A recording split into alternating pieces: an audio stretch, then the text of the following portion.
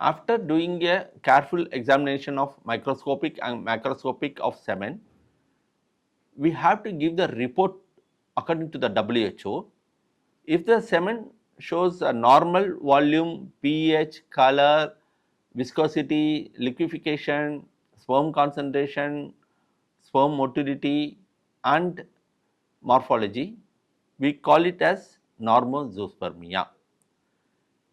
If there is no sperm, no semen, the male patient is unable to produce any semen, then we call it as aspermia. If the semen volume is very low, then we call it as hypospermia. If the semen volume is more than 6 ml, we call it as hyperspermia. If there is no sperm, no live or dead sperms are observed in the semen, we call it as azoospermia.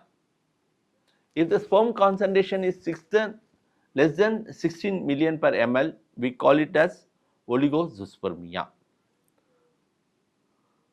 If the sperm motility shows less than 30% progressive motility or more than 42 less than 42% of total motility, we call it as azoospermia.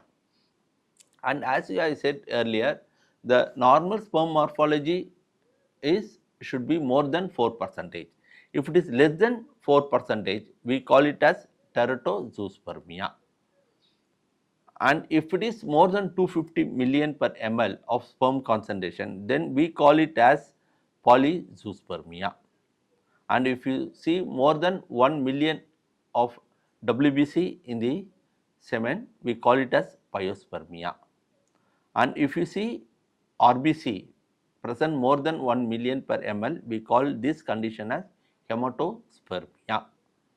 And if you see non-viable immotile sperm, we call this condition as necrozoospermia. That is, all the sperms are dead and no viable live sperms are present.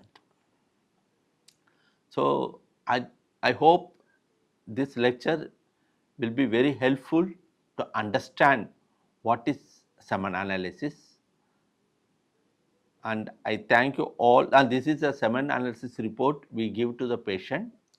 You have understood some part of the semen analysis and will be helpful for you.